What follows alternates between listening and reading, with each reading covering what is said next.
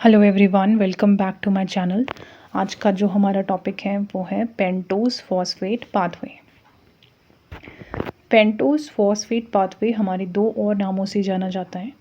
वो है hexose monophosphate shunt, या फिर शंट भी बोल सकते हैं, शंट पाथवे, या फिर फॉस्फो ग्लूकोनेट ऑक्सीडेटिव पाथवे। तो ये दो और नामों से जाना जाता है, जो कि पेंटोस फॉस्फेट पाथवे हमारा, और ये होता है हमारा साइटोप्लाज्म ऑफ दी सेल, या फिर साइटोसोल भी बोल सकते हैं साइटोप्लाज्म को।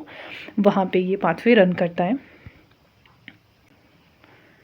Pentose phosphate pathway is a metabolic pathway in cell that serve several important functions.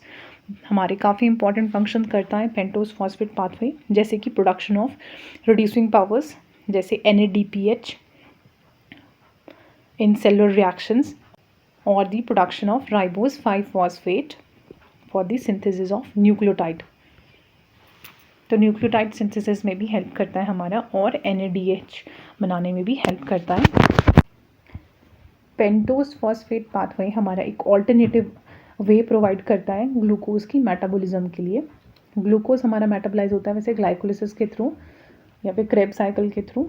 ये हमारे एक और मेथड देता है ग्लूकोज को मेटाबोलाइज होने के लिए। ये साइड बाय साइड रन करता है ग्लाइकोलिसिस और क्रेब्स साइकिल के, क्योंकि ये रिड्यूसिंग पावर्स हमें प्रोवाइड करता है और फॉस्फेट इंटरमीडिएट्स प्रोवाइड करता है। No ATP is directly consumed और प्रोड्यूस इन दिस साइकिल। जो ये पेंटोस फॉस्फेट पाथवे है, इसकी जब साइकिल रन करती है तो हमारे ATP यूज़ भी नहीं होंगे और रिप्रोड्यूस भी नहीं होंगे। Phosphate pathway, pentose phosphate pathway occur in the cytoplasm of the cell.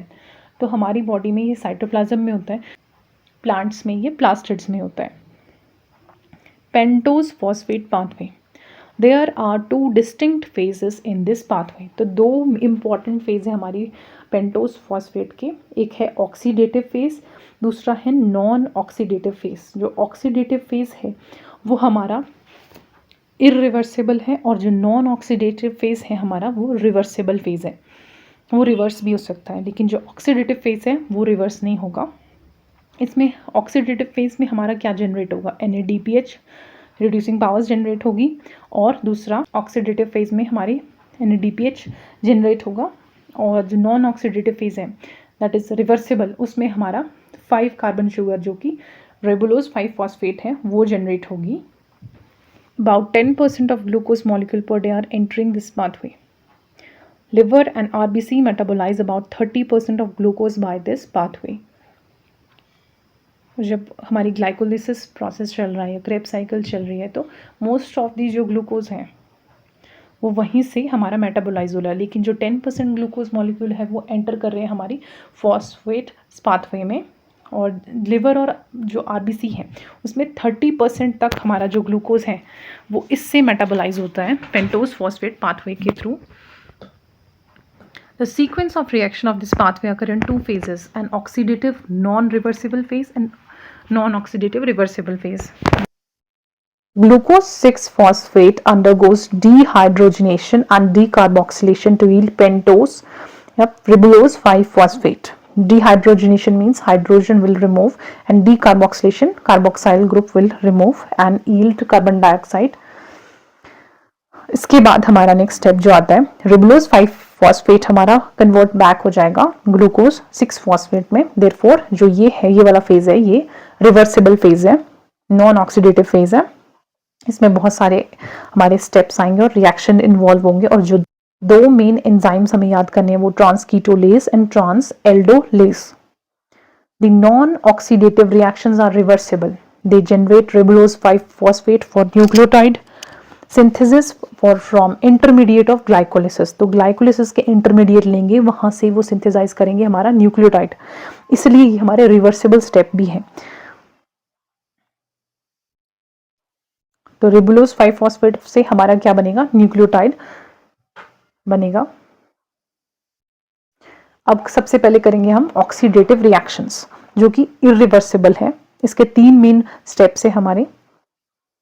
Oxidative non reversible phase जिसको बोलते हैं, जो पहला फेज है, इसमें सारे के सारे स्टेप्स इरिवर्सिबल है, और हमारा NADPH यहाँ पे बनेगा।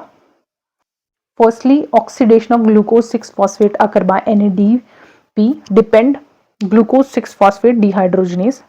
तो फर्स्ट स्टेप में ग्लूकोज 6-फॉस्फेट से 6-फॉस्फोग्लूकोनोलेक्टोन बना। यहाँ पे एक मॉलिक्यूल ऑफ NADP फॉर्म हुआ हमारा और एंजाइम ग्लूकोज 6-फॉस्फेट डिहाइड्रोजिनेस है यहाँ पे जो मेन एंजाइम है हमारा इसका। एज अ रिजल्ट 6-फॉस्फोग्लूकोनोलेक्टोन हमारा बना। उसके बाद क्या हुआ, हमारा 6-फॉस्फोग्लूकोनोलेक्टोन कन्वर्ट हो गया 6-फॉस्फोग्लूकोनेट में। 6-फॉस्फोग्लूकोनोलेक्टोन कन्वर्ट हो गया 6-फॉस्फोग्लूकोनेट में with the help of hydrolase enzyme. Hydrolase क्या करेगा, हाइड्रोलेज हमारी हाइड्रोलिसिस करेगा जिससे कि जो हमारे पास मॉलिक्यूल है वो स्मॉलर कंपोनेंट में ब्रेक डाउन करेगा with the addition of water. Third, this is an oxidative step. जो हमारा थर्ड है ऑक्सीडेटिव स्टेप है कपल्ड विद डीकार्बोक्सिलेशन। डीकार्बोक्सिलेशन क्या होता है, डीकार्बोक्सिलेशन होता है जिसमें हमारा कार्बोक्साइल ग्रुप रिमूव हो रहा है और कार्बन डाइऑक्साइड रिलीज कर रहा है। तो 6-फॉस्फोग्लूकोनेट undergoes an oxidation reaction followed by decarboxylation with the help of enzyme 6-फॉस्फोग्लूकोनेट dehydrogenase। तो dehydrogenase हमारा हाइड्रोजन रिमूव करेगा और डीकार्बोक्सिलेशन भी यहाँ पे होगी। Decarboxylation means carboxyl group remove होगा और कार्बन डाइऑक्साइड भी इस स्टेप में हमारी रिमूव हो जाएगी। तो हमारे पास क्या बना अल्टीमेटली, राइबोलोज 5-फॉस्फेट। और जो ये स्टेप है हमारा फेज है ये ऑक्सीडेटिव फेज है और स्टेप हमारे जो ये 3 मेन स्टेप्स है ये नॉन रिवर्सिबल स्टेप्स है। ये नॉन रिवर्सिबल स्टेप्स है हमारे। 3-keto-6-phosphatase अ ट्रांजिएंट कंपाउंड मीन्स थोड़े समय के लिए बनेगा। After that it will spontaneously undergo decarboxylation to form ribulose five phosphate. तो एक में इंटरमीडिएट कंपाउंड भी बनेगा पर बहुत ही शॉर्ट टर्म के लिए बनेगा। लास्टली बनेगा हमारा रिबुलोज 5-फॉस्फेट। और जब ये रिएक्शन कंप्लीट हो जाएगी, ये ऑक्सीडेटिव हमारा फेज कंप्लीट हो जाएगा तो कार्बन डाइऑक्साइड रिलीज होगी, एक NADPH बनेगा और H positive generates from NADP positive. और इस in this step the second molecule of NADPH will form. तो क्या क्या चीजें हमारी फॉर्म हुई, NADPH बना, कार्बन डाइऑक्साइड हमारी रिलीज हो गई। 2 मेन चीजें हुई हमारी ऑक्सीडेटिव फेज में। ऑक्सीडेटिव फेज हमारा नॉन रिवर्सिबल है और इसमें हमारी कार्बन डाइऑक्साइड और NADPH बना। नॉन ऑक्सीडेटिव रिएक्शंस ये हमारे रिवर्सिबल फेज है, रिवर्सिबल रिएक्शंस है। इन दिस स्टेप आइसोमराइजेशन होगी हमारी। जो राइबोलोज 5-फॉस्फेट है वो किस में कन्वर्ट होगा, राइबोज 5-फॉस्फेट और जाइलुलोज 5-फॉस्फेट में हमारा टूटेगा, आइसोमर बनाएगा। जो ये है रिबुलोज 5-फॉस्फेट के 2 आइसोमर्स हमारे बने, एक एपिमर बना, एक आइसोमर बना। एपिमर क्या होता है, एपिमर हमारा होता है जिस ऐसा कंपाउंड सेम ही होता है उसमें सिर्फ 1 कायरल सेंटर अलग डिफर होता है। फिर उसके बाद क्या हुआ, जब रिबुलोज 5-फॉस्फेट और जाइलोज 5-फॉस्फेट में हमारा ये बना रिबुलोज 5-फॉस्फेट, उसके बाद हमारा ट्रांसकीटोलेज एंजाइम हमारा एक्ट करेगा जिससे बनाएगा सूडो हेप्टोलोज 7-फॉस्फेट प्लस ग्लिसरल्डिहाइड 3-फॉस्फेट। जो ट्रांसकीटोलेज है वो ऐसे एंजाइम है, ऐसे ग्रुप ऑफ एंजाइम है जिसको मतलब थायमीन पायरोफॉस्फेट चाहिए as a cofactor to carry out their catalytic function. अपनी कैटालिटिक फंक्शनिंग को परफॉर्म करने के लिए थायमीन पायरोफॉस्फेट चाहिए और ये एज अ कोफैक्टर की तरह काम करेगा। ट्रांसकीटोलेज तो हमारा डिपेंड करता है किस पे, TPP एंजाइम्स पे डिपेंड करता है। It transfer 2 carbon unit from xylose five phosphate to ribulose five phosphate. Transketolase will transfer 2 carbon unit from xylose 5-phosphate to ribulose 5-phosphate to form pseudoheptulose 7-phosphate and glyceraldehyde 3-phosphate। तो 2 carbon हमारे transfer करेगा with keto group जिससे कि हमारे पास बनेगा pseudoheptulose 7-phosphate और glyceraldehyde 3-phosphate। The next group transfer reactions involve the transfer of 3 carbon unit from pseudoheptulose 7-phosphate to glyceraldehyde 3-phosphate to form fructose 6-phosphate।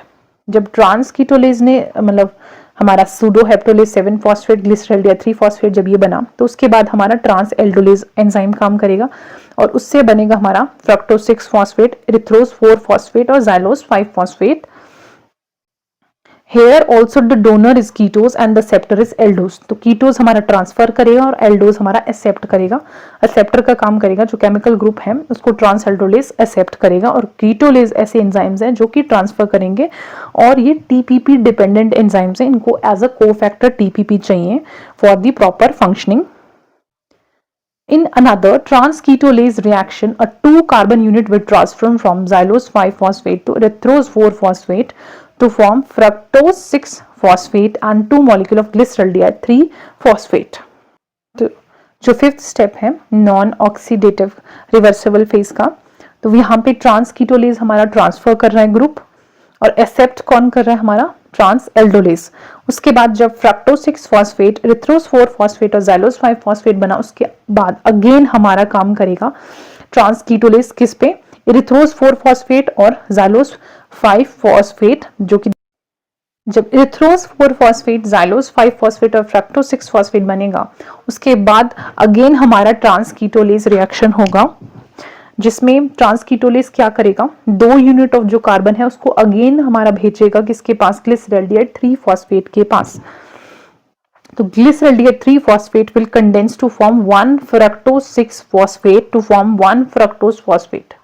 तो ये फिर से कंडेंस हो जाएगा और बनेगा फ्रक्टोज 6 फॉस्फेट, और ये अल्टीमेटली कन्वर्ट हो जाएगा ग्लूकोज 6 फॉस्फेट। जो ये वाले पाथवे हैं, इसके जो सारे स्टेप्स हैं वो रिवर्सिबल हैं। Non oxidative phase is controlled by requirement of पेंटोजेस। तो पेंटोज की रिक्वायरमेंट होती है हमारी नॉन ऑक्सीडेटिव फेज में। इसके प्रोडक्ट्स क्या क्या बनेंगे, सबसे पहले जो हमारा ऑक्सीडेटिव फेज था जो कि इरिवर्सिबल था, उसमें हमारा बनेगा NADPH जो कि रिड्यूसिंग इक्विवेलेंस है, और नेक्स्ट में हमारा क्या बनेगा, ribulose 5 phosphate, xylose 5 phosphate, glucose 6 phosphate भी बनेगा, और 6 molecule of carbon dioxide will release. ATP जो है, एटीपी की यहाँ पे रिक्वायरमेंट भी नहीं है और प्रोड्यूस भी नहीं होगा इसमें। Cell do not use the shunt pathway for energy production. Energy production के लिए पेंटोज फॉस्फेट पाथवे रन नहीं करते, वो किस लिए करते हैं, न्यूक्लियोटाइड सिंथेसिस के लिए करते हैं। This is the complete pathway of pentose phosphate pathway. जो फर्स्ट हमारा ब्लू कलर में है ये है ऑक्सीडेटिव इरिवर्सिबल फेज, जिसमें कि ग्लूकोज 6 फॉस्फेट हमारा कन्वर्ट होगा 6 phospho gluconate then to ribulose 5 phosphate, ये हमारे पास बनेगा, और रिड्यूसिंग इक्विवेलेंट्स बनेंगे। उनके एक फंक्शन क्या है रिड्यूसिंग इक्विवेलेंट्स, जो रिड्यूसिंग इक्विवेलेंट है हमारे पास NADPH है, कोलेस्ट्रॉल सिंथेसिस में हेल्प करता है, फैटी एसिड सिंथेसिस में हेल्प करता है, और reduction of glutathione, protect the cell from ROS. ROS means reactive oxygen species, means oxygen की जो रिएक्टिव स्पीसीज होती हैं उनको रिमूव करने में हमारी हेल्प करता है NADPH। DPH एज एंटीऑक्सीडेंट्स की तरह भी काम करेगा, जो कि रिमूव करेगा हमारे रिएक्टिव ऑक्सीजन स्पीसीज को फ्रॉम दी सेल, जो कि इम्बैलेंस क्रिएट करते हैं हमारी बॉडी में या सेल में। फिर आता है हमारा नॉन ऑक्सीडेटिव फेज, ये रिवर्सिबल फेज है, और किस लिए इंपॉर्टेंट है, ये न्यूक्लियोटाइड सिंथेसिस के लिए इंपॉर्टेंट है। तो ribulose 5 phosphate to fructose 6 phosphate then glycolysis process हमारी होगी, ये रिवर्सिबल प्रोसेस है, इसमें हमारी न्यूक्लियोटाइड सिंथेसिस होगी जो नॉन ऑक्सीडेटिव फेज है, और ऑक्सीडेटिव फेज में हमारे पास राइबोज 5 फॉस्फेट बनेगा और NADPH बनेगा। Pentose phosphate pathway, so it's an important pathway in various biological processes such as providing reducing equivalence NADPH for biosynthetic reactions and maintaining cellular redox balance, means cell में जो और important है हमारे tissues के लिए with high biosynthetic demands like liver, adipose tissues, red blood cells, और additionally NADPH produced by PPP plays important in protecting cell from oxidative stress. Oxidative stress means the imbalance होता है oxygen का, जो reactive species ROS species है हमारी, उसको oxidative stress भी बोलते हैं। उसकी अगर एक्यूमुलेशन ज़्यादा हो जाए सेल में, तो जो बायोलॉजिकल सिस्टम है वो थोड़ा डिस्टर्ब हो जाता है हमारे सेल का, या रिएक्शंस है वो डिस्टर्ब हो जाते हैं, तो उनको रिमूव करने में हमारी हेल्प करता है। मींस जैसे एंटीऑक्सीडेंट्स है वो भी हमारे ROS जो स्पीसीज है उनको रिमूव करता है, हमारी ऑक्सीडेटिव स्ट्रेस को रिमूव करता है, जिससे कि सेल प्रॉपर फंक्शन करेगा। सो पेंटोज फॉस्फेट पाथवे हमारी क्यों जरूरी है? हमारी बायोसिंथेटिक रिएक्शंस के लिए जरूरी है, न्यूक्लियोटाइड सिंथेसिस के लिए जरूरी है। बहुत सारे जो टिश्यूज हैं, एडिपोज टिश्यूज है, लिवर है, रेड ब्लड सेल्स हैं, उनके लिए इंपॉर्टेंट है।